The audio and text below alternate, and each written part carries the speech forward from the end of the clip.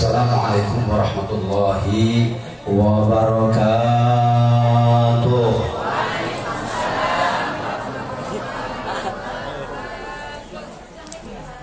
Ini kok jawabannya kepanasan ini. Kepanasan lah. Oh, kekenyangan. Kalau kenyangan jawabannya mestinya cengan lagi. Biar nanti lapar lagi makan lagi. Assalamualaikum warahmatullahi wabarakatuh.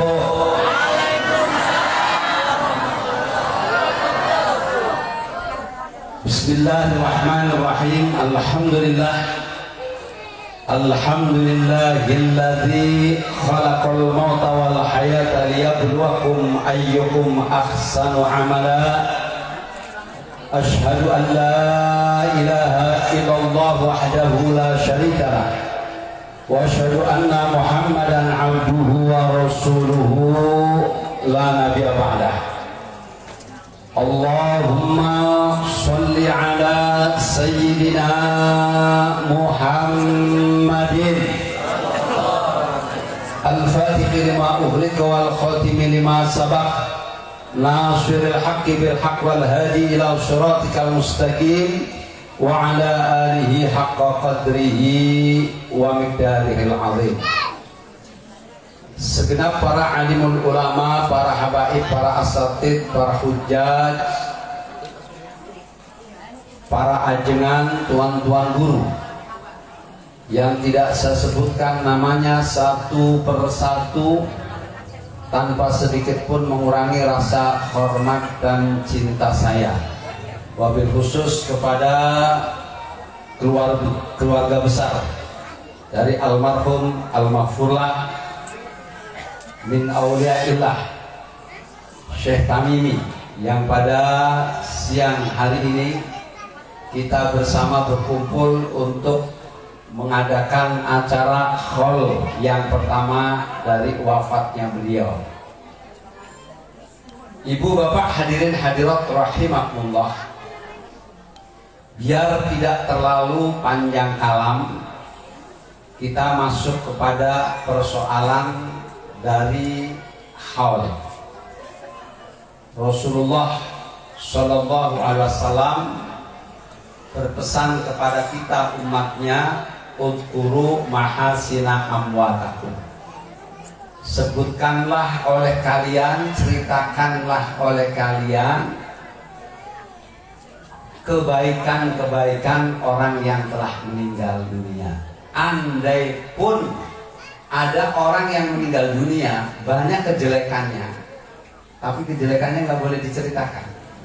Yang diceritakan kebaikan-kebaikannya. Apalagi yang kita adakan acara haulnya yang memang kebaikan-kebaikannya sangat amat banyak, kejelekannya hampir tidak kita ketahui. Kenapa? Karena memang hidup dalam selalu kebaikan. Ibu bapak hadirin hadirat rahimakumullah, saya kenal sama beliau almarhum dari sejak kenal sampai menjelang wafatnya. Ada satu pelajaran yang bisa saya ambil yang nilainya cukup sangat amat berharga, yaitu sabar dan pemaaf. Beliau tidak menghiraukan orang yang jelek-jelekin, tapi beliau balas dengan kebaikan-kebaikannya. Dan beliau berpegang kepada prinsip-prinsip yang diwasiatkan oleh guru kita semua, Abil Abbas Sayyidi Syekh Muhammad At-Tijani radhiyallahu anhu. Untuk apa? Untuk tidak mau tahu kejelekan, permusuhan di antara ikhwan, di antara murid Tijaniyah. Bahkan yang menarik, ibu bapak hadirin hadirat rahimahullah, ketika saya menjenguk ketika beliau sakit, sempat ngobrol di ruangannya, beliau sambil menatap, melihat saya hadir, kemudian saya jabatan tangan, saya berpelukan.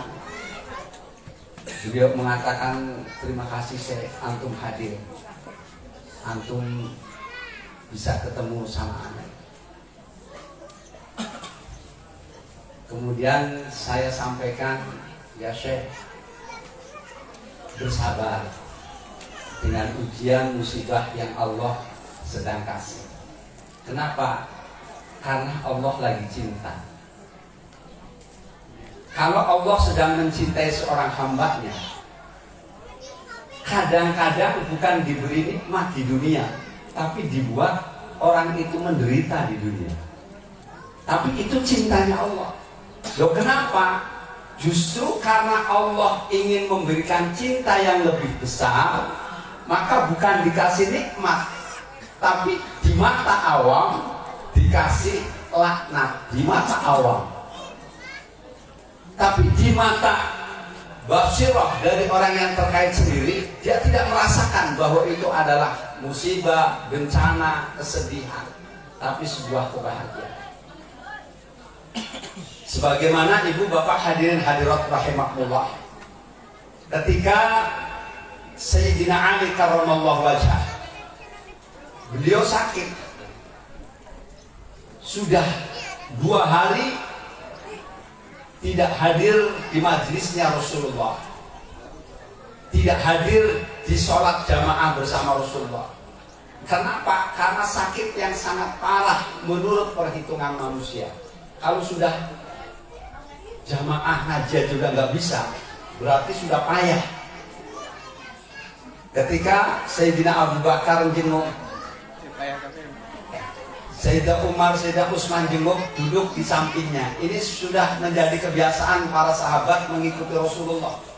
Kalau menjenguk orang sakit, duduk samping kepalanya, kemudian memegang kepalanya sambil mendoakan. Apa kata Sayyidina Abu Bakar? Afallahu anka ya Ali.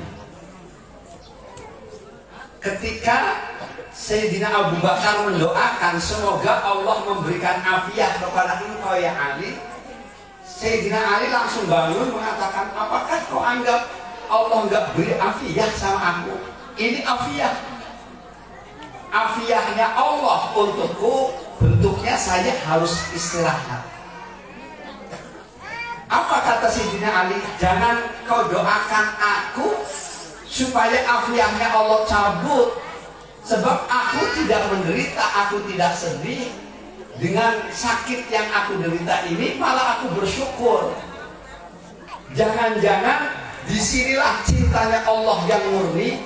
Jangan-jangan disinilah dosa saya yang belum bisa diampuni oleh Allah dengan sholat, dengan sodaqah, dengan istighfar, dengan puasa sunnah.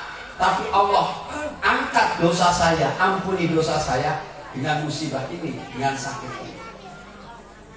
Jadi bangunnya Sayyidina Ali ini protes karena didoakan afiat. Kata Sayyidina Ali, afiat Allah ya ini. Ini makom karena mengetahui bahwa di sisi musibah, bencana, di situ ada nikmat yang Allah rahasiakan. Ibu bapak hadirin hadirat rahimakumullah, mari kita melihat orang-orang besar yang ketika mau meninggal dunia justru di mata orang awam itu tidak enak. Di mata orang awam, saya menceritakan yang kita kenal saja di kalangan Tijaniyah. Ibu bapak hadirin hadirat rahimakumullah, siapa yang enggak kenal dengan almarhum al-mafurlah al-alim al-alamah Syekh Ali bin Ahmad Muhammad Basari. Syekh Ali sebelum wafatnya beliau harus diamputasi, kakinya harus dipotong. Kenapa? Persoalannya sepele. Kenapa sepele? Karena beliau itu tidak mau meninggalkan sunnah sekecil apapun. Ciri-ciri waliullah ciri-ciri waliullah menjaga syariat dan menjalankan sunnah dengan istiqamah. Itu ciri-ciri. Setiap hari Jumat beliau pasti potong kuku. Potong kuku, jari-jari tangan, jari-jari kiri. Nah, beliau punya diabetes. Suatu hari di hari Jumat beliau potong kuku kaki, kebetulan terlalu dalam sehingga kena dagingnya. Kita bisa bayangkan kalau punya diabetes tinggi, luka itu sulit. Innalillahi wa Allah. Sunnah. Jadi tetap menjalankan sunnah. Kenapa? Karena itu perintah Rasulullah. Rasulullah melarang umatnya punya kuku panjang. Kenapa? Karena setan-setan bertengger di bawah kuku yang panjang. Itu hadisnya begitu. Jadi kenapa sih kok takut setan? Setan nengger nongkrong di bawah kuku yang panjang kok.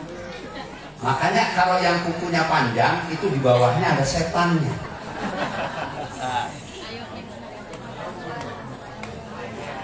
Bu, ingat, apalagi tangan kiri. Tangan kiri kukunya panjang-panjang, setannya double itu.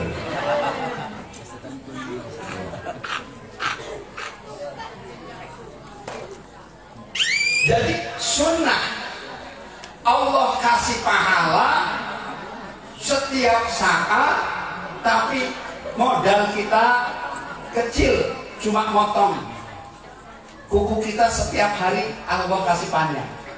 Dalam sepekan itu pasti panjang. Kita nggak pernah ngasih pupuk supaya kukunya panjang, betul? Atau direndam biar kukunya panjang? Enggak, tapi Allah kasih panjang. Tujuannya Allah kasih pahala, modalnya cuma motong kuku doang.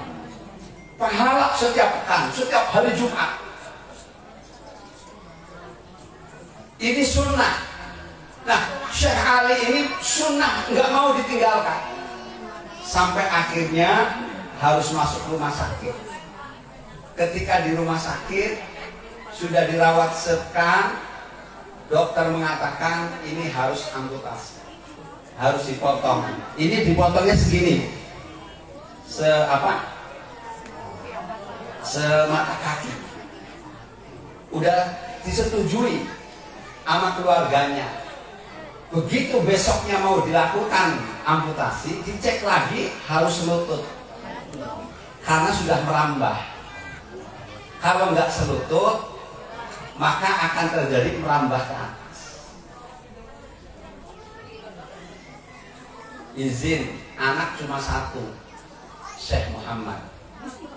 Kemudian Syekh Muhammad suruh nanda tangani sama dokternya. Syekh Muhammad tanya dulu sama Syekh Ali, Abah, saya suruh nanda tangani amputasi pemotongan kaki Abah, bagaimana Pak?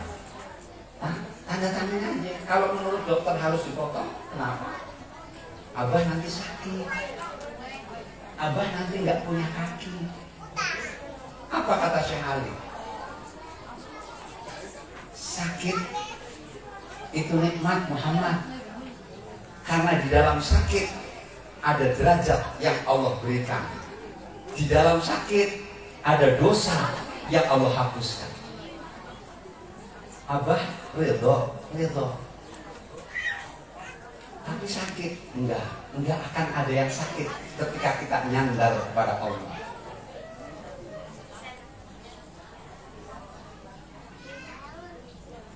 Potong.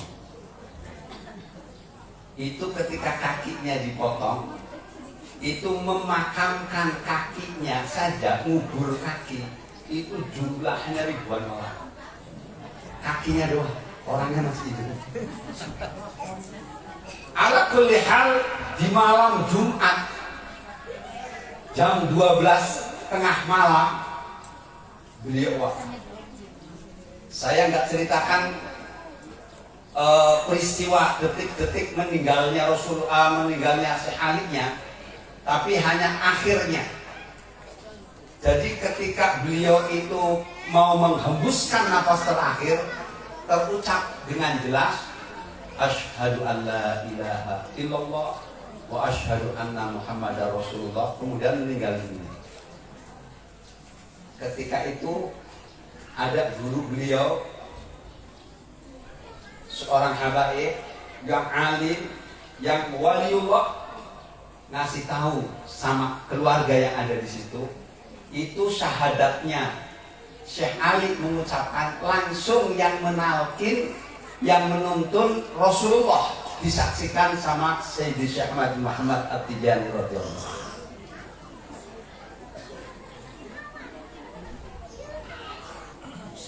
Meninggal. Kaki yang sudah ada, sudah dikubur, digali lagi, masih utuh, disatukan lagi, masih utuh, nggak ada bau.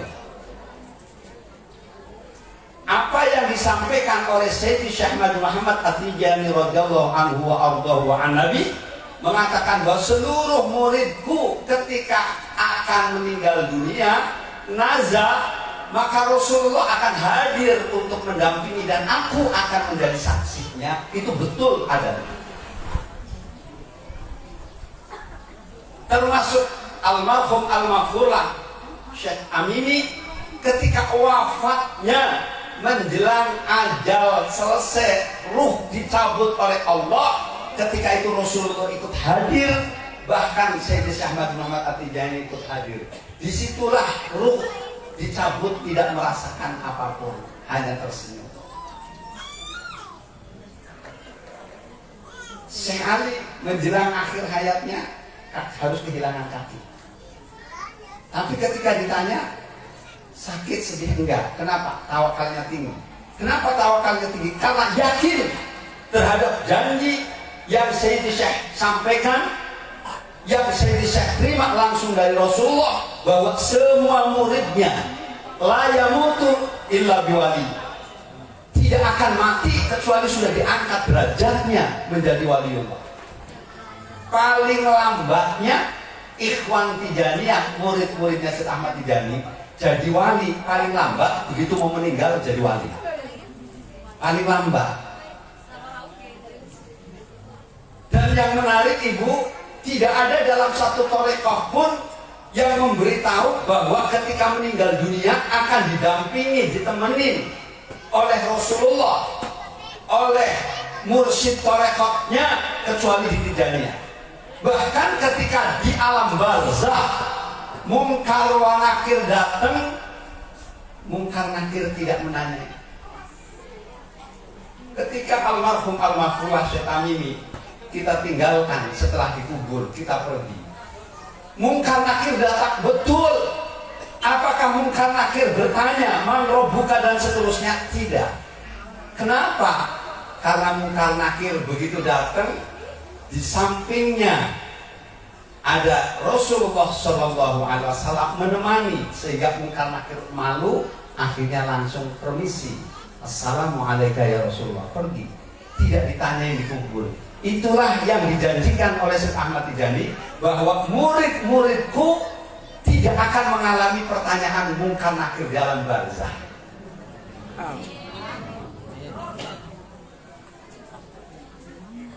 Oleh karenanya Ibu Bapak hadirin hadirat rahimahullah, balik lagi ke guru kita bersama. Berapa kali saya bertemu di acara Idul Khatmi, di acara ceramah, itu beliau orangnya tawadhu. Di pertemuan para muqaddam, beliau nggak mau di depan, nggak mau nonjol. Kadang-kadang saya yang bilang, ya Syekh, tak pedam di depan antum udah lebih tua dari aneh, sesepuh, senior. Beliau bilang, antum kecil, aneh di sini aja udah cukup.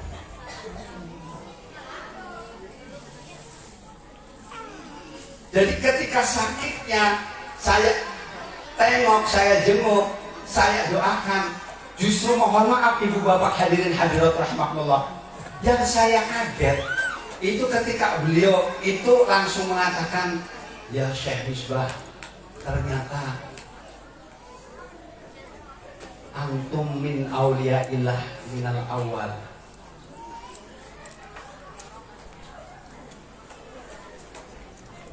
Antum itu sudah jadi wali lebih dulu, lebih awal.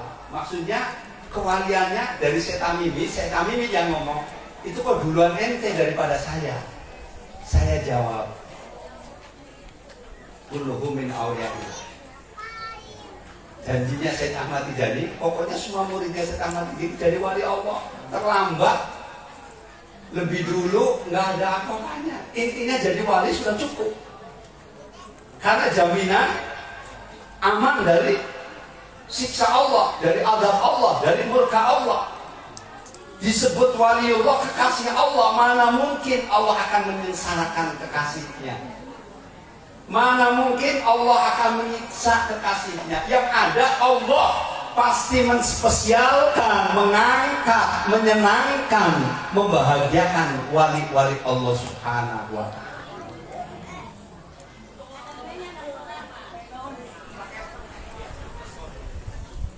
Mohon maaf ibu bapak hadirin hadirat rahimahullah para jamaah. Ini kan banyak murid-muridnya beliau. Ada muridnya Syekh Tamimi yang pernah diceritakan sebelum wafatnya beliau bahwa Syekh Tamimi sudah ketemu sama Rasulullah. Ada yang diceritain? Enggak ya? Belum. Sebagian besar ya. Kenapa? Karena memang mimpi berjumpa dengan Rasulullah itu nggak boleh sembarangan dilempar secara umum, akan jadi fitnah. Beberapa muqaddam, ibu bapak hadirin hadirat rahimahullah, itu bukan mimpi tapi yaqdah. Ada seorang muqaddam dari Jawa Tengah, saya nggak sebut namanya. Beliau hafal Quran tapi belum lancar, 30 juz, masih hafal-hafalan. Ini tadi saya menjenguk di pesantren tahfiz itu, kebetulan ada santrinya lagi ngapalin. Tadi saya sambil naik mobil, mungkin dia karena memperhatikan saya lewat jadi baca suratnya keliru, salah. Berarti itu belum hafal bener namanya. Kalau udah hafal bener, lagi ngapalin, hatta melihat genderuwo, suratnya nggak lupa. Itu namanya udah hafal bener. Ya, ini berarti lagi proses ngapal. Jadi hafal, tapi belum lancar. Pada saat saya silaturahmi, saya bilang, karena beliau nanya, antum anaknya berapa? Saya bilang, anak saya 5. Abah, saya bilangnya abah. Anak saya 5 abah. Oh 5, nambah lagi ya. Saya bilang, tergantung sikon lah. Terus saya ceritakan anak yang pertama ini, yang kedua ini. Nah kemudian saya bawa 2 anak perempuan, Ning Nutia sama Ning Nafisah. Saya bilang, bah, Ning Nafisah ini di IIKI. Yang ini adiknya Ning Mutiah itu udah hafal Al-Quran 30 juz dalam waktu 3 bulan. Emang 3 bulan hafal. Saya janji belum saya laksanakan. Saya waktu itu bilang, kalau benar kamu hafal Quran dengan waktu 3 bulan, hadiahnya umroh. Benar 3 bulan hafal. Belum sempat diumrohkan sudah pandemi. Nah ini sudah mulai pemberangkatan. Tapi tetap itu janji 3 bulan. Ibu bapak saya tanya, hafal 30 juz 3 bulan, lama atau cepat? Cepat apa lama? Begitu saya cerita 3 bulan, ini muqaddamnya bilang kelamaan. Lah, saya jadi tambah kaget lagi. Apa kata dia? Saya hafal Al-Quran 30 juz cuma seminggu.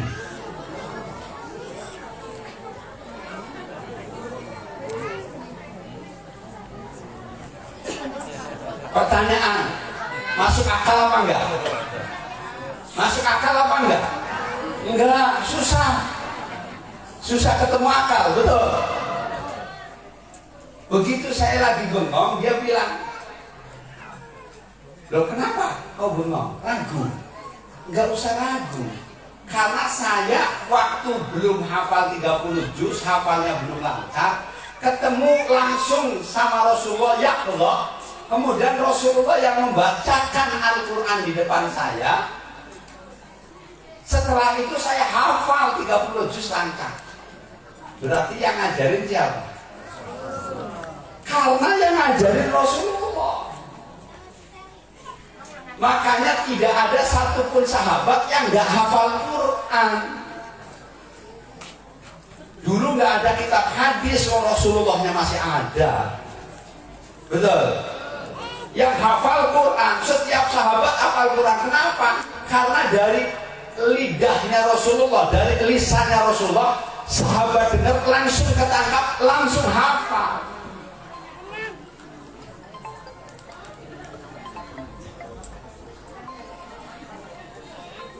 Oleh karenanya ibu bapak hadirin hadirat rahimakumullah, untuk perjumpaan dengan Rasulullah bagi ikhwan Tijaniyah itu bukan hal yang dianggap aneh. Kalau Syekh Tamimi pada waktu saat cerita sama saya, itu dia cerita awalnya abahnya. Abahnya Syekh Tamimi siapa? Abah Surya. Dia cerita abahnya ketemu sama Rasulullah menjelang wafatnya. Dia cerita, abah saya ketemu sama Rasul menjelang wafat bla bla bla begini. Oh begitu. Saya bilang iya, menjelang wafatnya ketemu, karena minimal paling lambat ketemunya ya jenazah tadi. Ketika ruh mau dicabut, itu Rasulullah nemenin, itu paling lambat. Kalau nggak salah beliau cerita seminggu sebelum abahnya wafat. Dan Abah Surya sebelum wafat juga sakit. Sakitnya ini ibu bapak saudara jangan dianggap biasa. Sakitnya para ulama, para aulia itu untuk mendudukkan derajat tertinggi di sorga dengan pandangan Allah. Oh, ini sudah masuk sorga, tapi derajatnya belum selevel dengan para ambiya, para syuhada, para aulia, masih di bawah. Maka Allah akan dongkrak supaya sorganya derajatnya sejajar dengan para ambiya, aulia, syuhada. Maka sebelum wafat dikasih sakit. Dengan sakit sabar, naik lagi. Dengan sakit sabar, dosanya diangkat. Begitu derajatnya sudah pas, Rasulullah datang, ruh dicabut. Paham? Jelas. Kalau begitu sakit nikmat atau laknat? Laknat atau nikmat? Mau sakit? Ya ngajinya belum nyampe lagi. Jadi melihat apa yang diberikan kepada Allah oleh Allah kepada kita itu dari sisi anugerah Allah. Kalau sudah bisa begitu, itu nikmat itu. Enggak. Dalam kondisi apapun tidak akan ada kesedihan. Nah, ini Abah Surya seminggu sebelum wafatnya ketemu sama Rasulullah. Nah, untuk ketemu sama Rasulullah ini derajat tertinggi dalam kewalian itu ya Allah.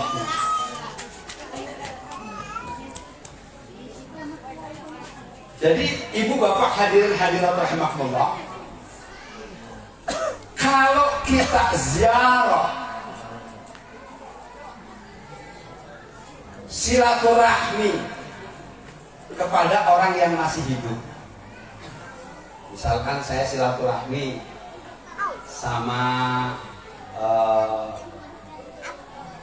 katakanlah misalkan sama Habib Idrus ke Jawa Timur, Pak Harun, atau ke Syekh Soleh Basalama, kita ziarah silaturahmi bawa nentengan. ada harapan supaya urusan dunia untuk dibalikin. Kadang-kadang kita datang ngasihnya sedikit, minta doanya banyak. Ya, iya. Nentengnya kecil gitu, terus doanya doa saya punya ini mohon didoakan semua. Dari mulai rezekinya agak sempit, anaknya semrawut, pasangannya belum pulang-pulang, minta didoakin semua. Iya, bawanya cuma sekilo. Ada harapan didoakan. Artinya ada pamrih. Tapi kalau sudah meninggal seorang ulama, seorang aulia, itu ada pamrih enggak? Enggak. Saya mau nanya sama ibu-ibu, bapak-bapak yang hadir di sini, yakin enggak kami ini sekarang liatin? Yakin enggak beliau ada di tengah-tengah kita? Nah, keyakinan itu ibu bapak hadirin hadirat rahimakumullah karena dalil bahwa Allah yang menjanjikan bahwa hamba-hambanya, orang-orang yang meninggal di jalan Allah itu memang tidak meninggal dunia, tidak mati, tapi hidup. Cuma kita nggak sadar. Maka komunikasinya satu arah. Sayyidi Syekh Ahmad bin Muhammad At-Tijani radhiyallahu anhu itu mengatakan bahwa Rasulullah telah memberitahukan kepadaku bahwa seluruh para muqaddam, para khalifahku itu selalu hadir di tengah-tengah muridnya ketika sedang zikir, walaupun sudah wafat. Rasulullah selalu hadir menemani umatnya. Sayyidi Syekh Ahmad bin Muhammad At-Tijani selalu hadir menemani para murid-muridnya. Selalu. Itu yang disebut maqam ihsan di dalam thariqah. Ihsan di dalam tauhid, anta budallah ka'annaka tarahu fa illam takun tarahu fa innahu yarak. Kita beribadah kepada Allah seolah-olah kita melihat Allah. Bisa nggak kita melihat Allah? Nggak bisa. Kalau nggak bisa, yakin bahwa Allah melihat kita.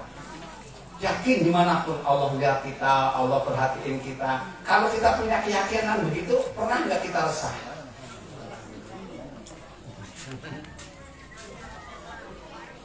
Seorang ikhwan Tijani harus meyakini bahwa Rasulullah hadir di tengah-tengah kita, selalu ada bersama kita. Makanya tidak sedikit ibu bapak dalam satu kisah itu ada seorang sahabat Kram. Kram, tahu Kram? Itu kalau Kram, masya Allah,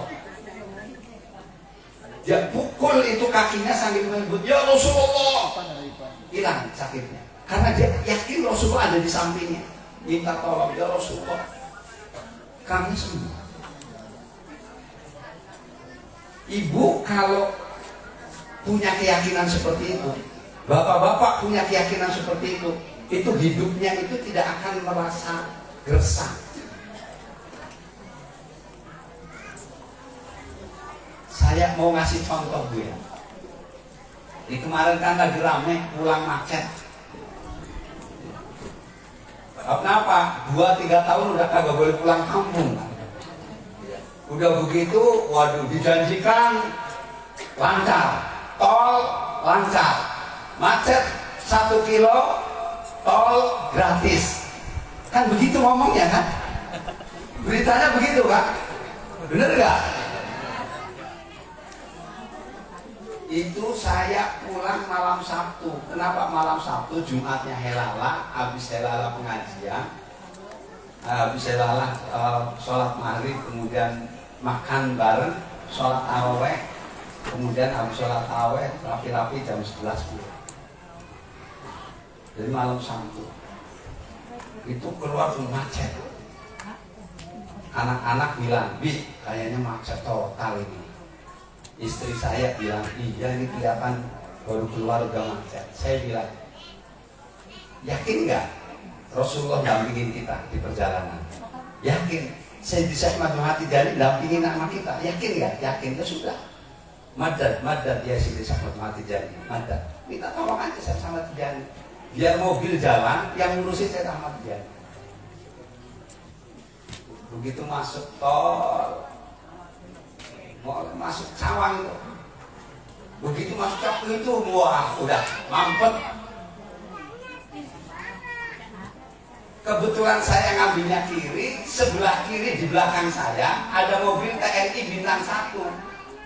Saya minggir, dia lewat di depan saya masuk, saya ikut dia terus. Oh, sampai mana? Sampai Kerawang Timur. Saya bilang, ini madanya Syekh Ahmad Tijani. Ini yang bukain pintu Syekh Ahmad Tijani. Wasilahnya jenderal disuruh lewat. Orang mah pada boleh macet. Ya kita nggak macet. Iya ya biar. Iya yakin. Kita ini muridnya Syekh Ahmad Tijani. Nggak usah pusing.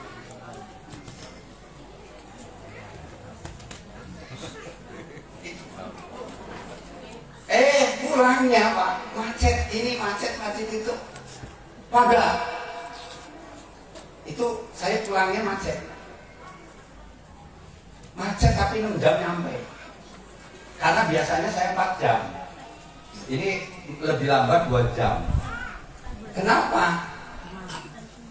Padat macetnya itu 2 kilo. Tapi ternyata tolnya banyak. Padahal beritanya macet 1 kilo gratis. Saya bilang, emang raja bohong. Di otak-atik lu dasar tukang bohong. Udah bayar ya bayar aja, udah nggak apa-apa, orang saya lewat. Suruh bayar ya bayar. Udah. Sahur, rest area semuanya ditutup penuh. Anak-anak bilang, Bi, sudah jam 4 kurang. Sahur. Ya udah, ntar nyari yang wilayah gelap kosong. Kan di jalan tol, wah gelap nih. Minggir kosong. Nah, udah bekel. Ada air panas ada.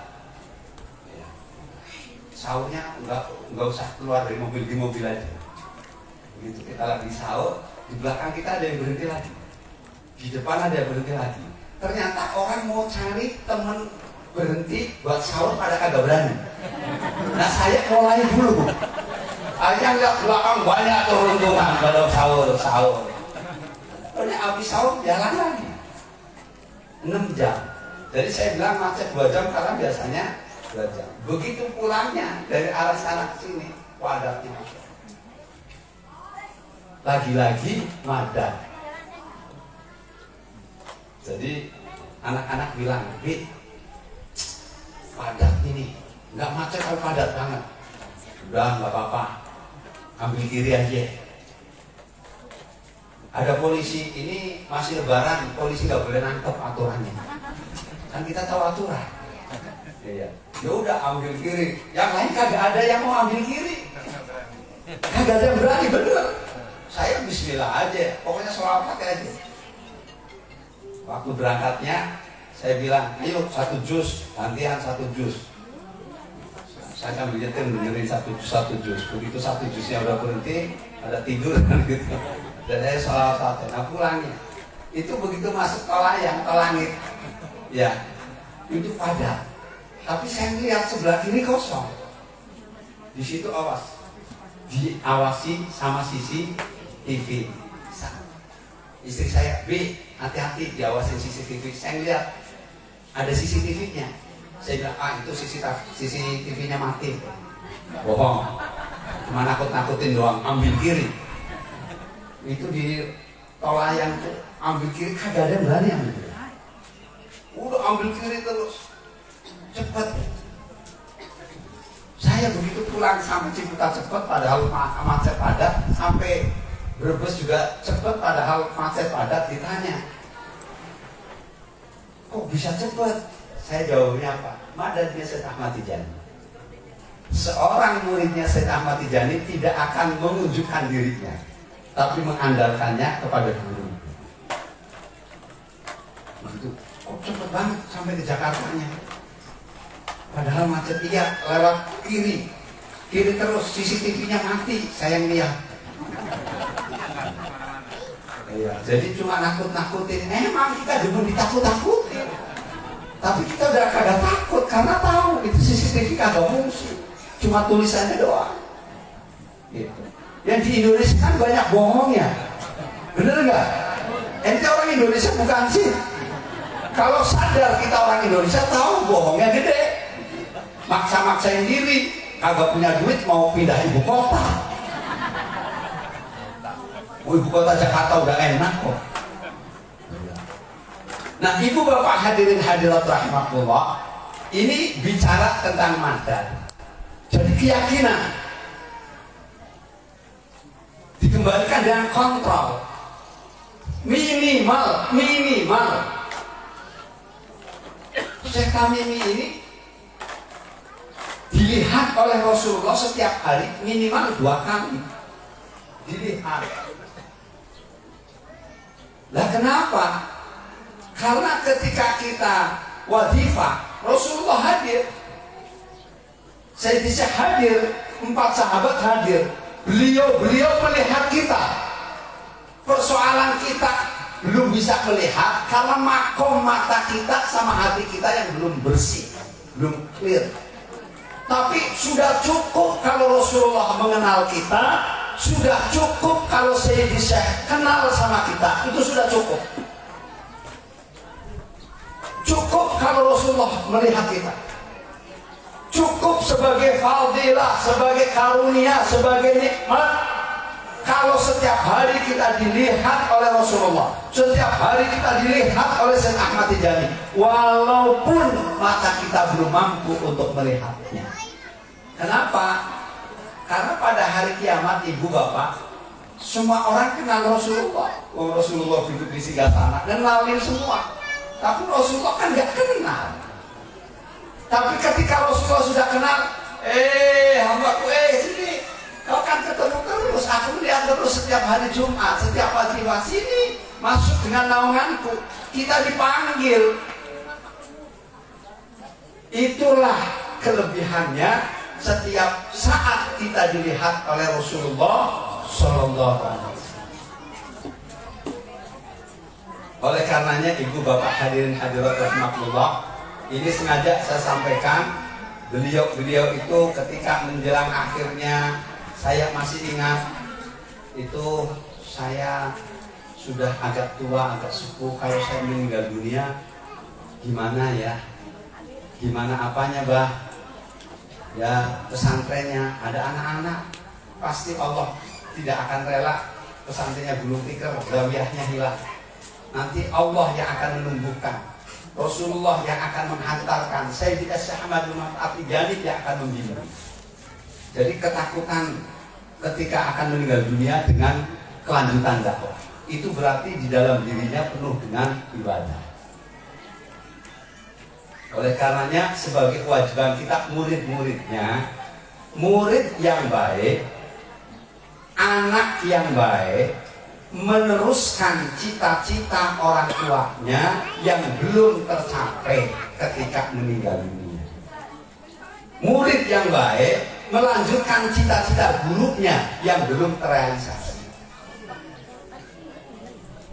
Murid yang taat, yang ta'zim kepada gurunya, murid yang hakiki akan menjaga peninggalan gurunya, memperbaiki peninggalan gurunya, serta mewujudkan keinginan gurunya. Saya masih ingat ibu bapak hadirin hadirat rahimakumullah. Dulu beliau bilang pada waktu masih sehat, belum sakit, saya kepengen punya zawiyah tersendiri yang bagus, sehingga zikirnya betul-betul di zawiyah. Saya tanya, nah sementara ini zikirnya di mana? Ya zikirnya di pesantren lah, pertahanan difungsikan untuk helala, watifah di masjid, tapi bukan zawiyah. Sebab kalau zawiyah itu sebetulnya sifatnya lebih multi.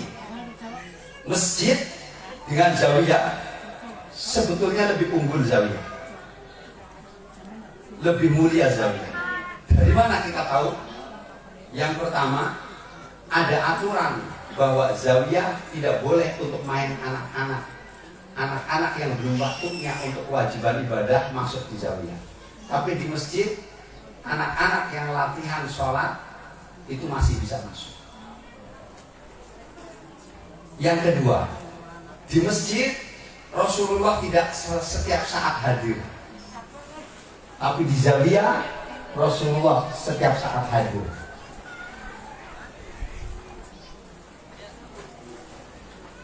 Di zawiyah, di masjid sama-sama untuk sholat jamaah. Ya, masjid untuk sholat Jumat, zawiyah tidak. Tapi iktikaf di zawiyah hukumnya sah. Makanya Sayyidi Syekh Ahmad Al-Tijani ketika masuk 10 hari terakhir bulan Ramadan, beliau full iktikafnya di zawiyah. Itu almarhum almarhumah Syekh Tamimi ingin sampai wafat belum terwujud, tapi cikal bakalnya sudah ada. Iya kan? Sekarang sudah mulai dilanjutkan, tapi berhenti lagi. Pertanyaannya, kenapa berhenti lagi? Jawabnya karena dananya belum terkumpul. Ingat, zawiyah adalah rumah kedua Ikhwan Tijani. Jangan merasa menjadi muridnya Syekh Ahmad Tijani kalau ada ikhwan yang tidak memperhatikan zawiyah. Mohon maaf Ibu, tahadus binikmah, saya lebih mengutamakan bersihnya zawiyah daripada rumah sendiri. Saya lebih mengutamakan fasilitas zawiyah daripada rumah sendiri. Ini ibu-ibu, bapak-bapak, ikhwan ada yang ngeluh. Ini kalau ke kamar mandi agak repot karena mesti ke tempat wudhu. Tempat wudhunya airnya banjir, turun ke batu, ikannya kadang-kadang nakal gitu. Karena tempat wudhunya ada ikannya. Apalagi ibu-ibu pakai kaos kaki harus dilepas. Akhirnya ada usul supaya pintu kamar mandi, pintu toilet perempuan diubah. Ini saya proses ubah. Tempat wudhunya saya ubah. Ini belum selesai. Belum selesai. Kurang lebih sudah habis 10 juta. Rehab untuk tempat wudhu. Kenapa saya utamakan? Karena pesannya Syekh Ahmad Tijani. Kenapa? Saya kepengen diaku muridnya Syekh Ahmad Tijani. Jadi saya perhatikan betul perintah. Ibu bapak, kita punya zawiyah tapi belum jadi. Cita-citanya guru kita punya zawiyah. Betul betul. Muridnya wajib merealisasikan. Tidak mesti harus memaksakan, tapi harus sekuat tenaga. Iya, jangan memaksakan Bapak, tapi sekuat.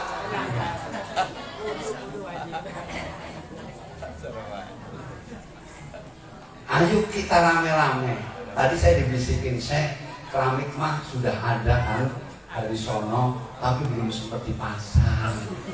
Oh, kenapa? Ya karena untuk masangnya berat.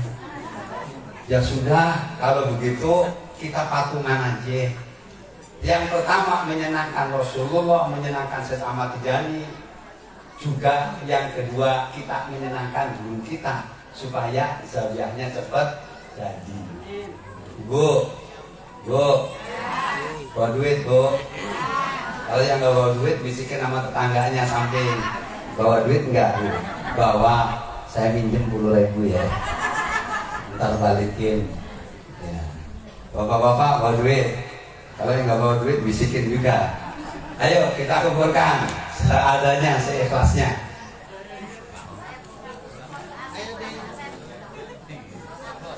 Salatullah, salamullah, Rasulillah.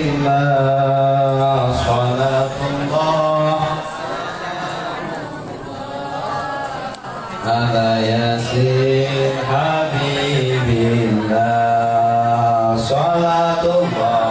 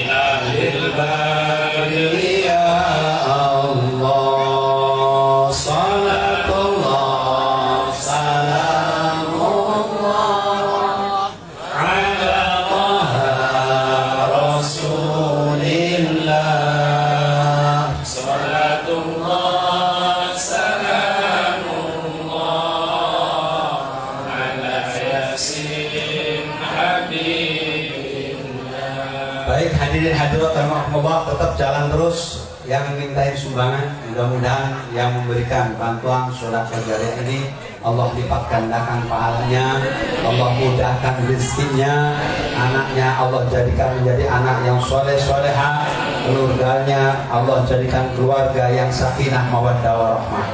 Hadirin hadirat rahimakumullah, ini akhir-akhir ini saya melihat fenomena alam di Indonesia, bencana semakin menjadi-jadi,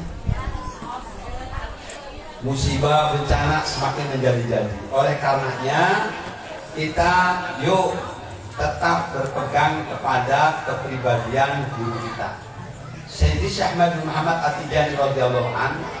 Di dalam riwayat yang paling masyhur, tidak ada waktu yang luang kecuali beliau membaca sholawat Fatihah. Artinya kalau waktu di luar lagi ngajar, lagi zikir yang wajib, beliau nggak pernah diam mulutnya kecuali baca sholawatul Fatihah. Jadi ini keseharian lidahnya guru kita itu adalah lidah zikir sholat Fatihah. Oleh karenanya kita sebagai muridnya biasakan sebagai zikir ikhtiariyahnya. Bahkan ibu bapak hadirin hadirat rahimahullah pernah saya sampaikan, Sayyidi Syekh Ahmad ini menekankan kepada para murid-muridnya agar tidak meninggalkan sholat tahajud atau qiyamul lail walaupun hanya 2 rakaat, karena pentingnya tahajud. Rizki bisa mudah, berkah bisa dibuka oleh Allah ketika orang bisa istiqomah dengan tahajud, dengan qiyamul lail. Pada suatu hari ada muridnya Sayyidi Syekh datang. Dia bawa tasbih, tentunya sambil buat zikir. Dia sambil zikir, baca tasbih, nanya, ya Sayyidi, bagaimana saya ini? Bagaimana, kenapa? Saya kok berat sekali untuk bisa qiyamul lail. Kalau bangun malam susah, berat. Apa kata Syekh Ahmad Tijani? Kamu harus paksakan. Kalau kamu tidurnya jam 11 gak bisa bangun malam, jangan jam 11. tidurnya jam 10. Muridnya jawab, ya Sayyidi Syekh, saya sudah coba malah habis sholat isya langsung tidur dengan harapan bisa qiyamul lail, bisa tahajud. Ternyata bangun tetap subuh. Jadi berat, saya susah untuk bisa qiyamul lail. Apa kata Syekh Ahmad Tijani? Buang kau punya tasbih, lemparkan kau punya tasbih. Maksudnya, ngapain lu jadi murid gua? Pakai lazimah wajibah, kalau tahajud aja kagak mau. Jadi ini menarik. Sayyidi Syekh Ahmad Muhammad Tijani kalau mengarahkan ke muridnya dengan bahasa klise. Kalau kamu pegang tasbih lazim wajibah, ngapain kalau tahajud aja kagak mau? Kagak bisa maksakan. Makanya ibu bapak hadirin hadirat rahimakumullah, saya mau ngasih resep. Saya kalau kasih resep itu yang saya sudah ngerasain. Bu, kalau saya mau ngasih resep yang saya udah ngerasain. Perasaan orang pada bilang susah, mau lebaran duit kagak ada, saya nggak ngerasain. Pokoknya duit ngalir aja dengan gampang. Iya, duit nggak susah, saya hitung duitnya. Kenapa? Ya susah dihitung. Lah kenapa? Saya coba apa yang disampaikan, diwasiatkan sama Rasulullah melalui hadisnya, ditekankan sama Sayyidi Syekh Ahmad Tijani dengan pesannya, saya jalankan. Nih ibu, bapak, kalau mau jalankan, saya jamin. Kenapa saya jamin? Karena saya dapat jaminan dari Rasulullah, dari Syekh Ahmad Tijani. Kalau ibu-ibu, bapak-bapak jalan ini, ibu, bapak, pokoknya qiyamul lail itu walaupun hanya setengah jam, kelamaan setengah jam. Sholat 2 rakaat tahajud, kemudian tambah 4 rakaat sholat tasbih. Jangan putus. Itu ibu, bapak, saudara, Rasulullah mengatakan dosa sebesar apapun aku gak hiraukan, anggap gak ada. Kamu punya permintaan sebanyak apapun, kata Allah, aku anggap kecil, aku beresin. Kamu punya problem sebesar apapun, aku selesaikan. Mau nikah, gampang Allah kasih fasilitas. Sholat tasbih, tahajud tasbih. Sholat tasbih udah biasa kan? Ya seri, tahun sekali. Bu,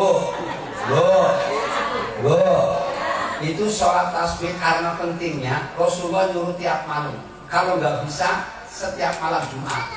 Kalau nggak bisa sebulan sekali. Kalau nggak bisa setahun sekali. Kalau nggak bisa seumur hidup sekali. Kata Rasulullah, kalau lu hidup kagak pernah sholat tasbih, jangan jadi umat saya.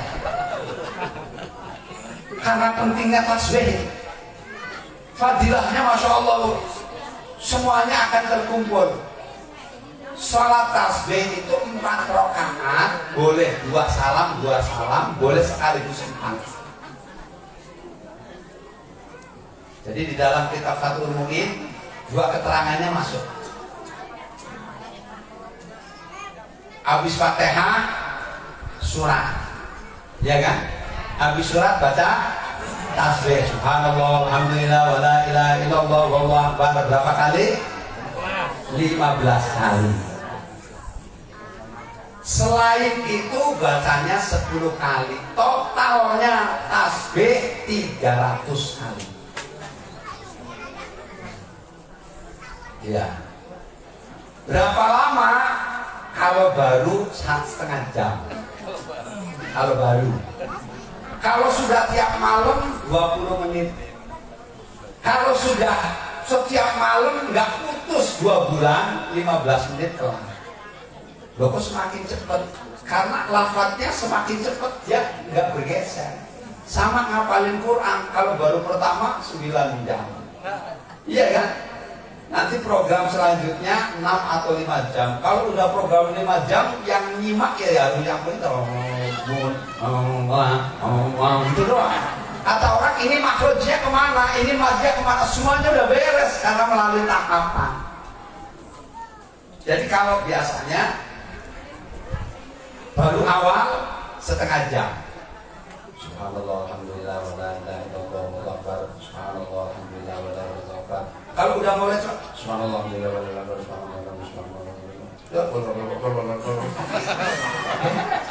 Memenuhi syarat karena sudah lancar.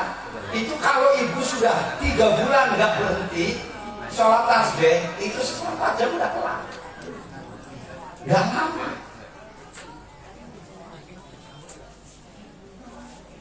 Itu kunci. Jumlahnya berapa tasbihnya? 300. Kalau kurang dari 300 berarti ada yang nggak beres. Loh, bagaimana kalau umpamanya nih, ada umpamanya kita habis Fatihah baca surat terus ruku, belum baca tasbih, di ruku ingat tadi subhanallah alhamdulillah, loh kok tadi berdiri kagak baca tasbih, ganti tasbihnya di mana? Pada waktu i'tidal sami Allahu liman hamidah, enggak di situ, tapi yang lupa berdiri tadi ditambahnya di sujud. Jadi sujudnya jadi 25. Iya, min asal sujud. Sebetulnya kalau jidat hitam ibu itu nggak mesti karena banyak sujud atau kelamaan sujud. Banyak ustadz kiai ulama sujudnya lama, sering sujud jidatnya biasa. Kena nggak hitam-hitam. Kenapa? Karena tempat sujudnya empuk.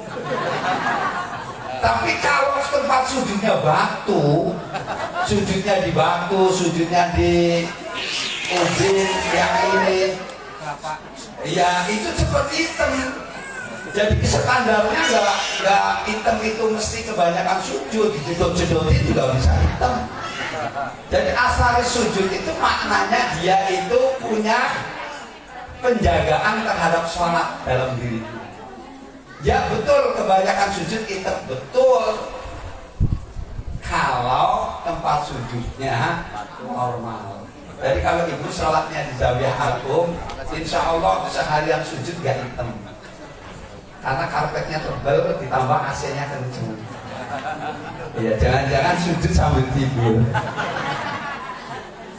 Ya bu, bapak-bapak, jadi ini pesan terakhir. Janganilah.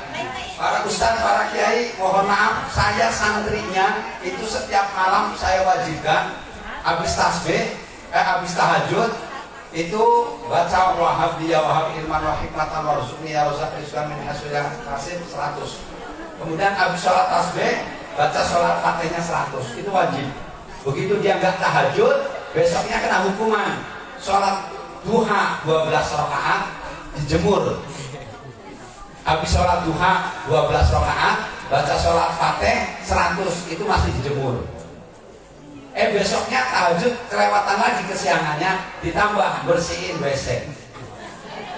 Iya benar santri saya begitu. Nah, supaya apa? Tahajudnya tertanam, tasbihnya tertanam. Bu, kepengen duitnya banyak kan bu? Bu tasbih tuh. Saya ngerasain, kenapa saya kasih? Karena sudah ngerasain. Iya, saya ngerasain. Ternyata punya duit banyak itu gak enak juga. Bener gak enak. Lah kenapa gak enak? Bingung ngatur duitnya. Yang enak itu punya duit berkah. Iya bu ya. Iya, punya duit berkah paling enak. Berkah banyak, enak lagi. Sedikit berkah, enak juga. Bu, mudah-mudahan keluarganya berkah. Mudah-mudahan suami ibu berkah. Kalau suami ibu berkah, nggak kawin lagi. Ya berkah namanya. Kan berkah itu serba cukup. Ya bu. Iya, saya orang berkah bu. Makanya banyak yang mancing tapi nggak ke kail. anak saya Nafisah ngomong, Bi, itu kan teman-teman Nafisah pada lihat tuh fotonya Abi, terus lihat Abi. Itu temennya Nafisah bilang, nah, kasih tahu sama Abinya, nah, kenapa? Saya siap jadi istri kedua. Habis Abinya Nafisah ganteng banget, begitu. Saya bilang salah lihat, ganteng kayak sebutan, salah lihat. Ini mahasiswi ngomong sama anak saya bilang, ngomong untuk iya, terus kamu jawabnya enggak? Saya jawabnya, enggak lah, orang habis saya nggak mau nikah lagi. Emang kenapa? Katanya udah cukup satu. Satu aja saya nggak pernah ngurusin. Bener, orang gemuk. Kalau ngurusin kan jadi kurus. Iya kan? Saya nggak pernah ngurusin istri, buktinya gemuk. Iya, jadi gemukin. Kalau ngurusin kan jadi kurus kan? Iya, gemukin. Makanya pusing kalau mau lebaran. Ya jujur, ini suami saya kumpulin sama saya. Kalau mau lebaran paling pusing. Kalau ada yang lebih pusing daripada saya ngurusin anak istri, saya berani bayar 50 juta. Serius. Nyari baju lebaran itu paling pusing. Ukurannya kagak ada cocok. Itu Gus Ahmad, itu ukuran bajunya nyari XXL kagak cukup juga. Itu di online kagak ada, Nafisah kagak ketemu juga, pening itu. Bibi ini cocok di online, ya kamu mau beli, yakin cocok, begitu dikirim, begitu dipakai kagak masuk badannya. Dan anak saya kan gede tinggi. Saya gede, saya tinggi, anak saya lebih tinggi lagi. Yang anak saya yang perempuan tinggi lagi. Makanya saya bingung. Kalau ada yang minjemin mobil, apa saja pening saya. Gede-gede, mau lebaran udah mulai garuk-garuk saya. Sampai saya bilang, udah dah, kamu sono nyari baju sendiri. Mau pergi ke mall kayak mau gimana, cari rok sendiri, terserah. Saya nggak urusin harga, yang penting dapat. Itu sampai 2 hari. Gus Ahmad nyari baju sama celana 2 hari baru dapat. Itu toko di Jakarta itu dikelilingin. Dapat itu baru dapatnya di pertokoan yang jual khusus untuk orang-orang luar negeri. Bu, ibu bersyukur sama punya suami. Suami sering ngasih duit kan, Bu? Alhamdulillah. Kalau saya nggak ngasih duit sama istri, bener. Bi, mau belanja, saya nggak ngasih duit. Mau beli baju buat lebaran, saya nggak pernah ngasih duit. Enggak. Anak saya bilang, Bi, saya mau ke sana, mau beli rok ini. Enggak ngasih duit, saya cuma ngasih ATM doang. Iya kagak ngasih duit, bener kan? Iya, nih bawa gitu. Pinnya sudah pegangin. Kagak bawa kasih duit. Makanya saya hebat, suami-suami pada ngasih duit sama istrinya. Ngasih, ini suami baik. Saya suami kurang baik, gak pernah ngasih duit. Iya. Hah? Kenapa, Bu? Ibu, Bapak hadirin hadirat rahimahullah, ini supaya ibu semangat, yakin dengan amalan sholat tasbih. Saya nggak nerangin tata caranya, di sini banyak ustadz, banyak kiai, banyak ajengan yang biasa, nanti kurang jelas langsung. Tapi saya kasih ijazahnya. Setelah sholat tasbih baca Yaman Adharul Jamil, itu doanya Ahmad Tijani, baca 7 kali. Yaman Adharul Jamil, Wasatarul Qabi, Walam Yu'akhir Bil Jarirah, dan seterusnya. Ini doa Yaman Adharul Jamil itu pokoknya kalau ibu bapak istiqomah setelah sholat tasbih baca 7 kali, pokoknya gak usah nanya dah, mau punya apa tinggal minta aja, gampang semuanya. Itu. Siap jalanin? Siap amalin? Yang belum bisa, belum apa, belum ngerti, tanya sama ajengan, sama ustaz, sama kiai, semuanya sudah bisa. Yaman Adharul Jamil minta diajazain, itu komplit. Insya Allah siang hari ini kita diberikan keberkahan oleh Allah Subhanahu wa Ta'ala, dan mudah-mudahan kita akan dipertemukan oleh Allah besok di mahsyar yaumul qiyamah dengan guru-guru kita, dengan Syekh Tamimi, dengan Syekh Ahmad Tijani, dengan Rasulullah SAW. Dan mudah-mudahan hidup kita semakin berkah. Setelah hidup kita diberikan istiqamah, pada akhirnya mudah-mudahan kita diwafatkan dalam keadaan husnul khatimah. Rabbana taqabbal minna innaka antas samiul alim wa tub alaina innaka antat tawwabur rahim. Allahumma arinal haqqan haqqan warzuqna ittiba'ah wa arinal batilan batila warzuqna istinabah. Allahumma inna nas'aluka al-istiqamah. Allahumma inna nas'aluka al-istiqamah. Allahumma inna nas'aluka al-istiqamah. Allahumma inna nas'aluka al-karamah. Allahumma inna nas'aluka husnal khatimah wa na'udzubika min su'il khatimah. Rabbana atina fid dunya hasanah wa fil akhirati hasanah wa qina adzabannar wa qina al-jannata mal abrar ya aziz ya ghaffar ya rabbal alamin. Allahumma shalli ala sayyidina Muhammadin fatihil lima ughliqa wal khatimi lima sabaq nasiril haqqi bil haqq wal hadi ila siratikal mustaqim wa ala alihi haqqa qadrihi wa miqdarihil azim. Subhana rabbika rabbil izzati amma yasifun wa salamun alal mursalin walhamdulillahi rabbil alamin. Taqabbalallahu minna wa minkum taqabbal ya karim. Kurang lebihnya mohon maaf. Wallahul muwaffiq ila aqwamit thariq. Assalamualaikum warahmatullahi wabarakatuh.